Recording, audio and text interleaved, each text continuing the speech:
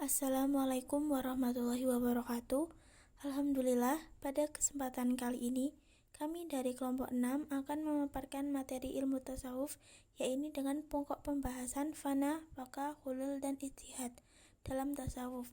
Adapun anggota dari kelompok kami yang pertama Maulina Febrianti, kedua Miftahon Sista, yang terakhir Reni Dian Safitri. Oke, langsung saja kita ke pembahasan pertama. Yang pertama yaitu fana dan baka. Pengertian fana dan baka. Fana artinya hilang, hancur. Fana adalah proses menghancurkan diri bagi seorang sufi agar dapat bersatu dengan Tuhan. Sedangkan baka artinya tetap, terus hidup. Baka adalah sifat yang mengiringi dari proses fana dalam penghancuran diri untuk mencapai ma'rifat. Tujuan dan kedudukan fana dan baka. Tujuan fana dan baka adalah mencapai penyatuan secara ruhaniah dan batiniah dengan Allah sehingga yang disadarinya hanya Allah dalam dirinya. Sedangkan kedudukan dari fana dan baka merupakan hal, karena hal yang demikian itu terjadi terus-menerus dan juga karena dilimpahkan oleh Allah. Tokoh dan ajaran dalam fana dan baka. Yang pertama, Abu Yazid Al-Bustami mengajarkan al-fana yang dengan tujuan menemui Allah. Sebagai sufi yang pertama kali memperkenalkan paham fana dan baka, yaitu manusia yang mengalami pengalaman batin bersatu dengan Tuhan. Yang kedua, Abu Bakar M. Khalabzi. Al-fana sebagai hilangnya semua keinginan seseorang, ia kehilangan segala perasaannya dari dapat membedakan sesuatu dengan sadar, serta menghilangkan semua kepentingan ketika berbuat sesuatu. Baka berarti pada sufi meluruh dari sesuatu yang menjadi miliknya. Yang ketiga, Junaidi Al-Baghdadi. Al-fana adalah peluruhan dalam ensesi ilahi, yaitu dengan keagungan mutlak. Tuhan diyakini dengan zat teragung dari diri yang tak termanifestasikan.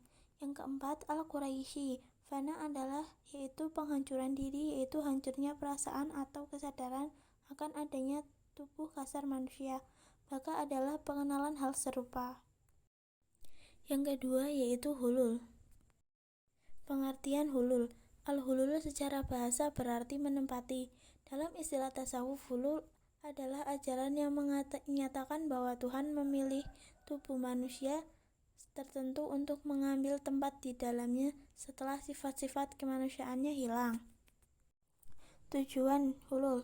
Al-hulul dapat dikatakan sebagai suatu tahap di mana manusia dan Tuhan bersatu secara rohaniah. Dengan demikian, tujuan al-hulul adalah untuk mencapai persatuan secara batin, yaitu pada saat kebatinan seorang insan telah suci, bersih dalam menempuh perjalanan hidup.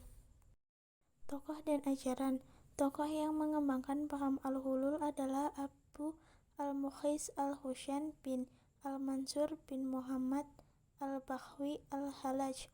Ajaran al-Halaj yang terkenal adalah al-hulul yang melahirkan wahdat al-syuhud dan wahdat al-wujud atau kesatuan wujud yang dikembangkan oleh Ibnu Arabi. Al-Halaj memang mengaku dirinya bersatu dengan Tuhan.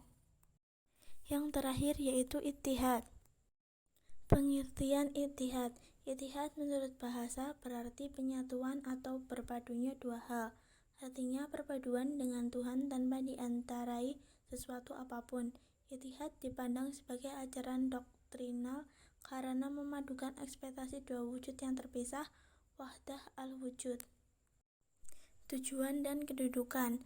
Tujuan ijtihad yaitu kepada memenuhi keperluan umat manusia akan pegangan hidup dalam beribadah kepada Allah di suatu tempat tertentu atau pada suatu waktu tertentu. Kata ijtihad berasal dari bahasa Arab yaitu ijtihada yajtahidu ijtihadan, yang artinya mengerahkan segala kemampuan dalam menanggung beban. Dengan kata lain, ijtihad dilaksanakan saat ada pekerjaan yang sulit untuk dilakukan. Tokoh dan ajaran. Seorang lewat di rumah Abu Yazid dan mengetok pintu. Abu Yazid bertanya, "Siapakah yang engkau cari?" Jawabannya Abu Yazid.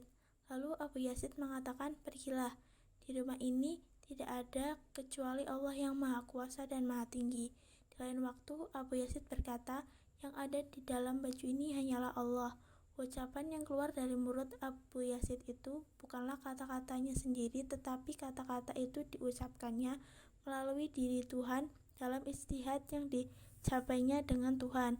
Dengan demikian, sebenarnya Abu Yazid tidak mengaku dirinya sebagai Tuhan. Sekian presentasi dari kelompok kami. Apabila ada kesalahan kata ataupun penulisan, mohon dimaafkan. Wassalamualaikum warahmatullahi wabarakatuh.